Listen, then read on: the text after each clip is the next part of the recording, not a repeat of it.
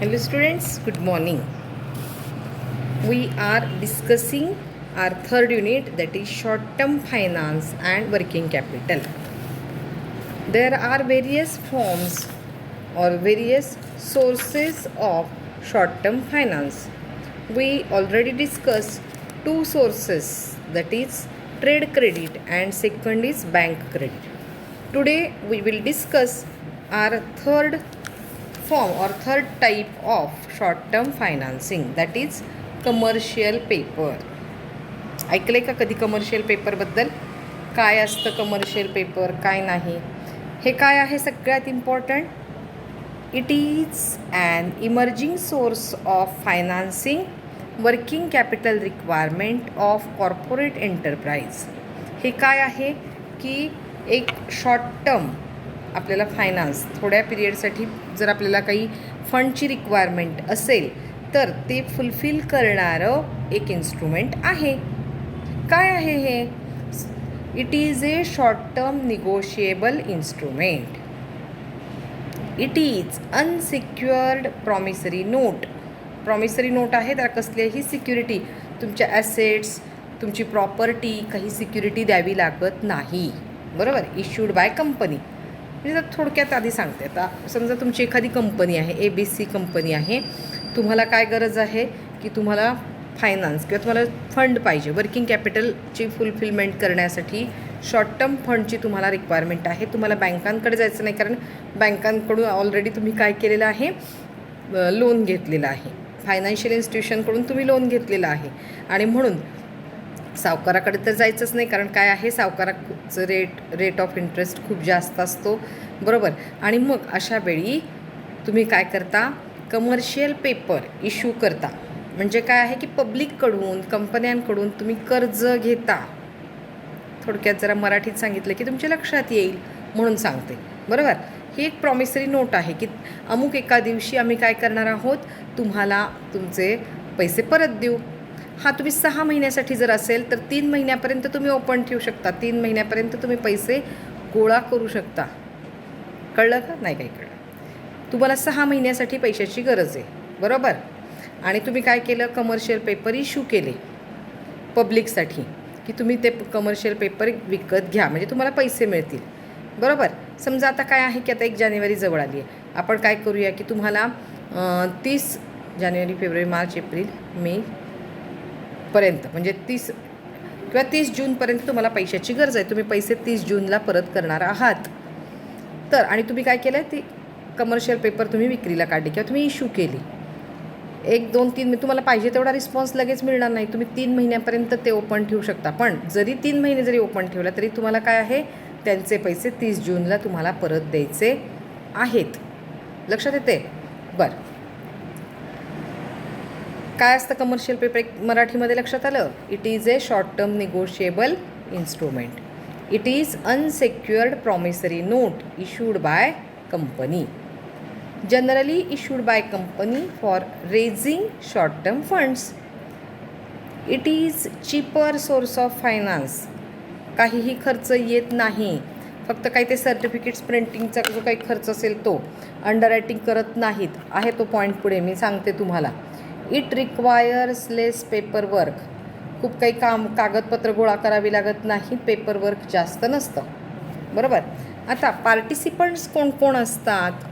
First तर issuer आहे, म्हणजे समजा तुम्ही तुमच्या कंपनीने इश्यू केले, इश्युअर आहे. बरोबर. कोण कोण आणखी इश्यू करू शकतं? All private sector units. Private सेक्टरमधले सगळे युनिट कमर्शियल पेपर इश्यू करू शकतात, देऊ शकतात आणि फंड कलेक्ट करू शकतात. All public sector units, non banking companies. बरोबर आहे की नाही? NBFC म्हणतो, नॉन बँकिंग फायनान्शियल कॉर्पोरेशन्स, जे बँकिंगचा बिझनेस करत नाहीत ते कोणते आहेत रे? For example LIC. बरोबर. इन्शुरन्समधल्या सगळ्या कंपन्या. Then investors, individuals can raise funds through commercial papers. Commercial papers issue करून फंड रेज करू शकतात. नेक्स्ट पॉईंट आहे फीचर्स. काय आहेत फीचर्स CPचे? CP लिहिले मी. CP means commercial paper. काय आहे? So CP is a short term money market. झाले बरं का माझं टाईप करताना. मनी मार्केट इन्स्ट्रुमेंट. मनी मार्केटचं एक काय आहे, एक चांगलं इन्स्ट्रुमेंट आहे की ज्याच्यामुळं काय करू शकता तुम्ही, पटकन फंड कलेक्ट करू शकता विदाऊट एनी सिक्युरिटी. कुठलीही सिक्युरिटी न देता तुम्हाला फंड मिळू शकतो. It is a certificate. मी तुम्हाला सांगितलं की हे काय आहे, तुम्हाला कमर्शियल पेपर्ससाठी एक तुम्हाला सर्टिफिकेटचा फॉर्मॅट पण असतो. इंटरनेटवर एक खूप चांगली PPT याची अवेलेबल आहे. तुम्ही टाका कमर्शियल पेपर आणि त्या नोट्स तयार करा. ठीक आहे, खूप चांगली एक 13-14 स्लाईडच्या PPT आहेत. डिटेलमध्ये तुम्हाला त्याच्यामध्ये लक्षात येईल. सर शेअर पाहिजे का? So it is a certificate evidencing and unsecured corporate डेप्ट ऑफ शॉर्ट टर्म मॅच्युरिटी. सांगितलं तुम्ही की शॉर्ट टर्म पिरियडसाठी असतात. 1 मंथ, 8 days, 10 days, 15 days पण कमर्शियल पेपर्स असतात. It is issued at discount to face value basis but it can also be issued at interest bearing form. Let me clear the point. बघा तर काय आहे की तुम्ही काय करू शकता की डिस्काउंटनी पण तुम्ही देऊ शकता. म्हणजे फॉर एक्झाम्पल 100 रुपीजचं घेऊया म्हणजे तुमच्या लक्षात येईल. कमर्शियल पेपर इश्यू करत असताना डिस्काउंट समजा तुम्ही काय करू शकता की 95 रुपीज तुम्ही त्यांच्याकडून घेऊ शकता आणि त्यांना परत देताना किती द्यायचे तुम्ही, 100 रुपीज. घेताना किती घेतले, 95 or 90. एक्झाम्पल आहे हे. म्हणजे काय झालं, डिस्काउंट रेटने घेतले फेस व्हॅल्यूवर. बट काही वेळेस काय असतं की 100 रुपीज घ्यायचे आणि 105 or 110 परत करायचे, इंटरेस्ट बिअरिंग. ठीक आहे, ह्या 2 टाईपनी तुम्ही काय करू शकता, इश्यू करू शकता. समजलं. डिस्काउंटनी म्हटल्यानंतर लेस, कमी पैसे घेतानाच लेस घ्यायचे आणि फुल पैसे द्यायचे. म्हणजे 95 घ्यायचे आणि 100 द्यायचे, किंवा 100 घ्यायचे आणि 105 द्यायचे. जेव्हा 105 देऊ तेव्हा त्याला काय म्हणायचं, interest bearing form. Okay. The issuer promises to pay the buyer some fix amount on some future period but pledges no assets. तुम्हाला सांगितलं की इथं कसलीही ॲसेट सिक्युरिटी म्हणून द्यावी लागत नाही. Only has liquidity and established earning power to guarantee that. म्हणजे काय आहे की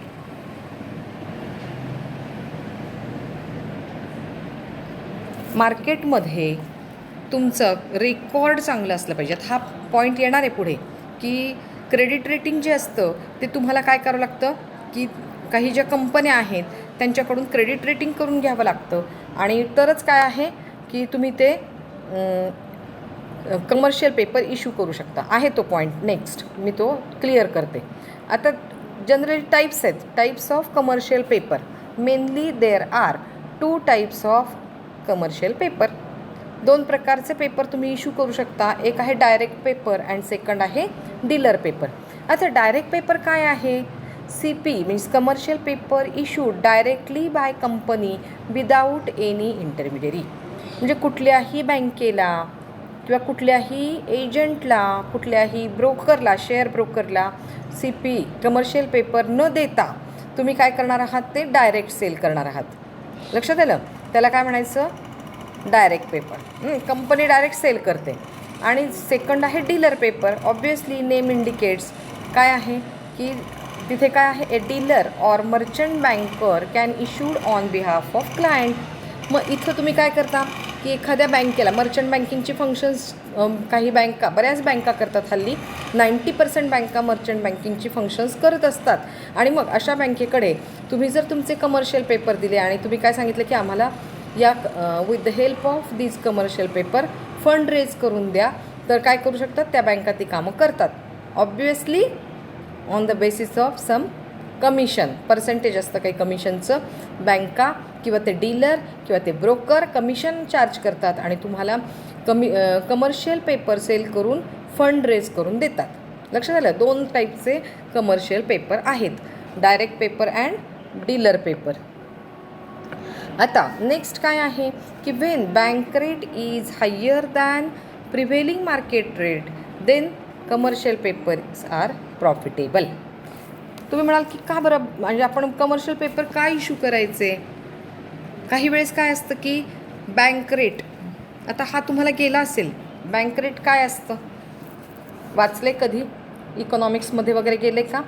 बँक रेट मीन्स काय आहे की सेंट्रल बँक म्हणजे RBI, आपल्याकडची सेंट्रल बँक कोणती आहे, RBI या बँकांना, बाकीच्या बँकांना ज्या रेटने लोन देत असते त्याला काय म्हणायचं?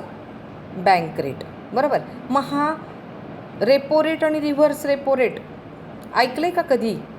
वाचत जा थोडंसं म्हणजे तुमच्या लक्षात येईल. दर 3 महिन्यांनी ह्या RBI आपलं पतधोरण जाहीर करत असतात, डिक्लेअर करत असतात. आणि या रेपो रेटमध्ये रेपो REPO असतं, रिपर्चेस ऑर्डर. आणि मग RBI काय करत असते की हे पतधोरण आपलं जाहीर करत असताना काही वेळेस मार्केट सिच्युएशन पाहून हे रेटमध्ये काय करत असते? इन्क्रीज ऑर डिक्रीज करत असते. म्हणजेच काय की ह्या सेंट्रल बँका घेत असलेल्या डिपॉझिटवरती आणि देत असलेल्या कर्जावरती जे काही इंटरेस्ट रेट असतील ते कमी जास्त करत असते. मग ज्या प्रमाणात RBI किंवा सेंट्रल बँक हे रेट इन्क्रीज डिक्रीज करते, ऑब्वियसली बाकीच्या ज्या कमर्शियल बँका आहेत त्या पण काय करतात? मग आपले रेट इन्क्रीज ऑर डिक्रीज करत असतात.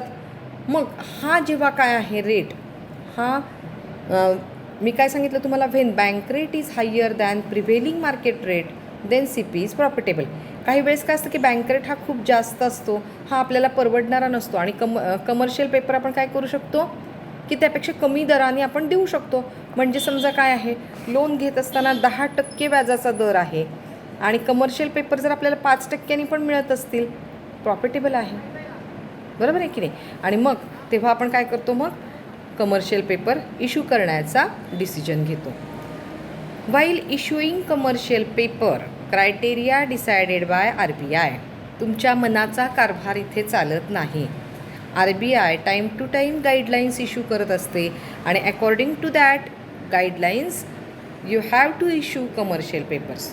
You have to follow the instructions given by central bank. आणि मग ज्या काही इन्स्ट्रक्शन्स असतील, ज्या काही गाईडलाईन्स असतील त्या फॉलो करून तुम्ही काय करायचं असतं? हे कमर्शियल पेपर इश्यू करायचे असतात. हे करत असताना तुम्हाला काय करावं लागतं? Credit rating.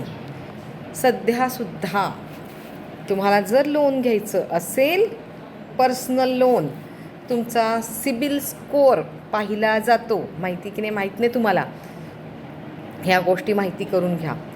हा स्कोअर कसा कॅल्क्युलेट केला जातो? तुम्ही काही मागे लोन घेतलेले असतील, काही पिरियड, वर्ष, 2 वर्ष, 10 वर्ष, त्याची इन्स्टॉलमेंट तुम्ही वेळच्या वेळी दिलेत का? तुम्ही एखादा इन्स्टॉलमेंट बुडवला आहे का? किंवा एखादा इन्स्टॉलमेंट भरायला तुम्हाला उशीर झाला आहे का? तुम्हाला काही पेनल्टी लागली आहे का? हे सगळं नोट डाऊन होत असतं आणि त्यावरून तुमचा स्कोअर ठरत असतो. आणि हा स्कोअर पाहून बँका तुम्हाला लोन द्यायचं किंवा नाही याचा डिसिजन घेत असतात. त्याला काय म्हणायचं? CIBIL score. लक्षात आलं? मग आता ह्या कंपन्यांनासुद्धा काय करावं लागतं की क्रेडिट रेटिंग करून घ्यावं लागतं. आता क्रेडिट रेटिंग करून घेत असताना वेगवेगळ्या इन्स्टिट्यूशन्स असतात. कोणकोणत्या इन्स्टिट्यूशन्स असतात माहिती आहेत का काही तुम्हाला? क्रिसिल नाव ऐकलं आहे का?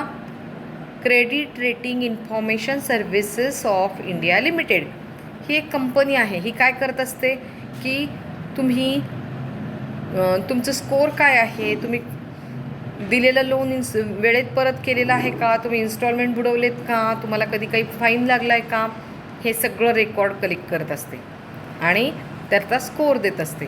आणखी एक इन्स्टिट्यूशन आहे ICRA, information and credit rating agency of India.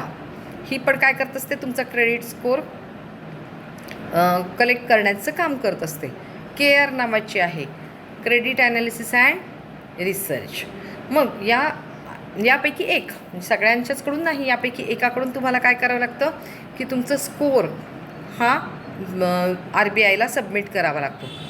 आता ह्याचं मॅच्युरिटी पिरियड काय आहे? CP तुम्ही 30 days टू 364 डेजपर्यंत इश्यू करू शकता. मीन्स विदिन ए इयर. बरोबर? लक्षात आलं? म्हणजे CPचा हा कमर्शियल पेपर इश्यू करण्याचा किंवा तो fund with the help of commercial paper तुम्ही मॅक्झिमम 364 डेजपर्यंतचा फंड यूज करू शकता. लक्षात आलं? बरं, व्हिडिओ 15 मिनटाचा झाला आहे. नेक्स्ट पार्ट प्रोसिजर राहिली आहे, घेऊन टाकूया नाहीतर आपण आता. ठीक आहे, अपलोडिंगला थोडासा वेळ लागेल व्हिडिओ. काय प्रोसिजर आहे? तुम्हाला जर सी पी इश्यू करायचे असतील तर काय करायचं आहे, पहिल्यांदा फर्स्ट स्टेप आहे सिलेक्ट मर्चंट बँक. बऱ्याच बँका मर्चंट बँकिंगचे फंक्शन करत असतात. तुम्हाला सांगितलं की अबाउट 90% बँका ह्या मर्चंट बँकिंगची कामं करतात. तर मर्चंट बँक म्हणजे काय आणि ते तुमचं सगळं झालेलं आहे. मी त्यात पुन्हा वेळ घालवणार नाही. तुम्हाला शेअर्स इश्यू करायचे असतील, तुमचं डीमॅटचं अकाउंटचं काम असेल, तुमचं डिव्हिडंड कलेक्ट करण्याचं काम असेल, अशा प्रकारची जी फंक्शन्स असतात त्याला मर्चंट बँकिंग म्हणजे त्या फंक्शन्सला मर्चंट बँकिंग फंक्शन्स म्हणतात. अशी कुठलीही वेगळी मर्चंट बँक नसते, लक्षात घ्या. ठीक आहे. बरं, मग तुम्ही एखादी मर्चंट बँक फंक्शन करणारी बँक सिलेक्ट करायची आहे. And IPA इश्युईंग and paying agent. मग एखादा एजंट तुम्ही काय करायचं आहे, सिलेक्ट करायचा आहे किंवा शोधून काढायचं की जो काय करेल तुमच्या कमर्शियल पेपरचं काम करेल. सेकंड स्टेप काय आहे, gets commercial paper credit rated by approved agencies. वरती मी काय एक्झाम्पल दिली आहेत तुम्हाला. ह्या एजन्सीकडून तुम्ही काय करणार आहात की तुमचा स्कोअर घेणार आहात. Then submit credit rating certificate for approval. मग त्या मर्चंट बँकिंगमध्ये तुम्हाला हे सर्टिफिकेट क्रेडिट रेटिंगचं ॲप्रुव्हलसाठी पाठवावं लागणार आहे. त्या सॅटिस्फाईड असेल ती बँक त्या स्कोअरवरती, तरच ती काय करू शकते की तुमचे कमर्शियल पेपर इश्यू करण्यासाठी ती घेऊ शकते. The bank forward application to RBI. त्या बँकेच्या हातात काहीच नाही. ती बँक काय करते,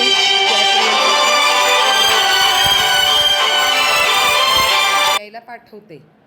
then decide about maturity, discount rate and quantum of issue. मग ही RBI काय करते की मॅच्युरिटी कधी आहे, डिस्काउंट रेट काय असेल, किती इश्यू करायचे, बरोबर, हे सगळं डिसाईड करते. It can not be underwritten. इथं अंडर रायटिंगचा काहीही सवाल नसतो किंवा केलं जात नाही. शेवटचा पॉईंट आहे CP open for individual, financial institutions, corporate, NRI झालं असेल आता इन्कम टॅक्समध्ये. बरं, हे सगळ्यांसाठी ओपन आहे. आता तुम्ही किती देऊ शकता, it can be issued minimum for ₹25 lakhs. 5-10 लाखाचे कमर्शियल पेपर नसतात. कमीत कमी 25 लाख जर तुमची गरज असेल फायनान्सची, तरच तुम्ही कमर्शियल पेपर इश्यू करू शकता. आणि मॅक्झिमम काय आहे, त्याला नो बार, कुठल्याही प्रकारची अट नाही. मॅक्झिमम कितीही रुपयाचे तुम्ही कमर्शियल पेपर इश्यू करू शकता. But multiple in ₹5 lakh. आता हे काय आहे मल्टिपल इन 5 lakh? म्हणजे आता तुम्हाला समजा आहे की 25 लाख तर आहेच आहेत, बरोबर. तुम्हाला 32 लाखाची गरज आहे. तुम्ही मी 32 लाखाचे इश्यू करीन, नाही, तसं चालणार नाही. तुम्हाला काय करावं लागेल, 30 लाख किंवा 35 लाख, म्हणजेच काय आहे इन मल्टिपल 5 lakh असं या पद्धतीने. 42 लाख, 47 लाख असं तुम्ही इश्यू करू शकत नाही. 45 lakhs, 50 lakhs अशा पद्धतीने कमर्शियल पेपर इश्यू करू शकता. समजलं.